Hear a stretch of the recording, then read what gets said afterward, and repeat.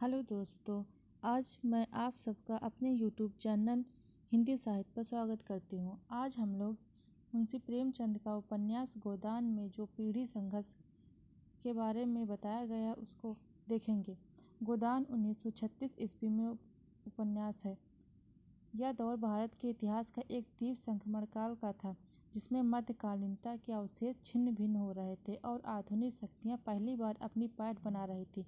कृषि प्रधान अर्थव्यवस्था, ग्रामीण संरचना और सामंतवादी जैसे तत्व धीरे धीरे कमजोर हो रहे थे, जबकि उद्योग प्रधान अर्थव्यवस्था, शहरी सामाजिक संरचना और पूंजीवाद जैसी संरचनाएं उभर रही थी। जब समाज में इतनी तीव्र गति से परिवर्तन हो रहे हों तो स्वाभाविक है कि पीढ़ियों के मध्य वैचारिक संघर्ष पनपेगा ही।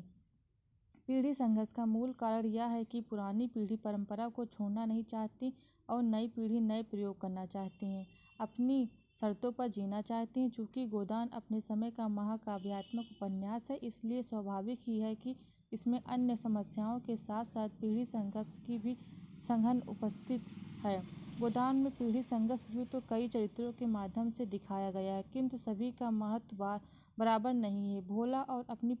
भोला और उसकी पुत्री झुनिया की टकराहट में विधवा नारी की स्वतंत्रता के तनाव की गूंज सुनाई पड़ती है, तो मथुरा और उसके पिता में दहेज के मुद्दे पर टकराव दिखता है। इसी प्रकार सरोज और उसके पिता में लड़कियों की स्वतंत्रता के बिंदु पर तनाव है, तो राज साहब और उनके बेटे में विवाह के निर्णय को लेकर टकराहट है।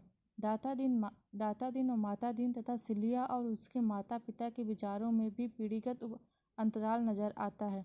सच कहें तो प्रेमचंद ने गौर रूप से इन सभी चरित्रों की पीढ़ी संघर्ष का माध्यम बनाया, किंतु उनकी विस्तृत अभिव्यक्ति होरी और गोबर के माध्यम से दिखाई है।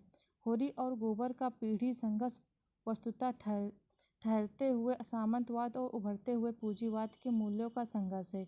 होरी पारस्परिक किसान है जो धर्म, बिरादरी और मर्जाद से डरता है। संयुक्त परिवार तथा धार्मिक आस्था जैसे मूल्यों को जीवन का सारतत्व समझता है तथा समाज के दबावों की जकड़न के कारण यथास्थितिवादी मानसिकता का शिकार है। इसके विपरीत गोबर उस पीढ़ी का प्रतीक है जिसने औद्योगिकरण, पूंजीवाद, नगरीकरण तथा लोकतंत्र की उभरती हुई दुनिया में अपनी आंखें खोली हैं। भौतिकवाद, इहलोक पर समानता, स्वतंत्रता, न्याय जैसे आधुनिक मूल्यों के पक्ष में बहुत सी बातें सुनी है। यह पीढ़ी अपने शोषण और दमन के नियत मानकर झेलने को तैयार नहीं है, वरन उभरते हुए पूंजीवाद से पैदा हुए हैं। अवसरों को बुनाकर अपनी स्थिति बदल डालना चाहती है। स्वाभाविक है कि ऐसी दो पीढ़ियां यदि साथ साथ उपस्थित होंगी तो उनमें टकराहट होगी ही। डॉक्टर रामविलास शर्मा ने कहा भी है कि होरी और गोबर की बातचीत एक पिछड़े हुए किसान और अपने अधिकार को पहचानने वाले आगे बढ़ एक नए किसान की चेतना की टक्कर है। होरी स्वाभाविक रूप में एक यथास्थितिवादी चरित्र है, जबकि गोबर विद्रोही मानसिकता का युवक है। उदाहरण के लिए होरी, भगवान ने जब गुलाम बना दिया है तो अपना क्या बस है। गोबर बोलता है, रुपए हो तो ना। गोबर सांवला, लंबा, एकहरा युवक था जिसे इस काम में रुचि न मालूम होती थी। प्रसन्नता की जगह मुख पर असंतोष और विद्रोह था। होरी उस पीढ़ी का प्रतीक है जो समाज के समक्ष व्यक्ति को महत्वपूर्ण नहीं मानती। बिरादरी और मर्यादा का दबाव होरी पर इतना अधिक है कि वह हर अन्याय सहने को तैयार है, किंतु विद्रोह करने की नहीं। इसके विपरीत गोबर की दृष्टि में बिरादरी और समाज जब पैसे के सामने निरर्थक व महत्वहीन है।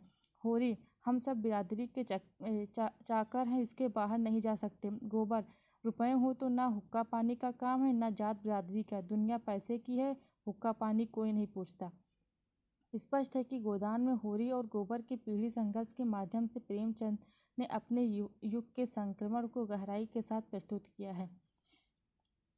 फ्रेंड्स, आज हम लोग इस गोदान उपन्यास में पीढ़ी संघर्ष के बिंदुओं को देखा है।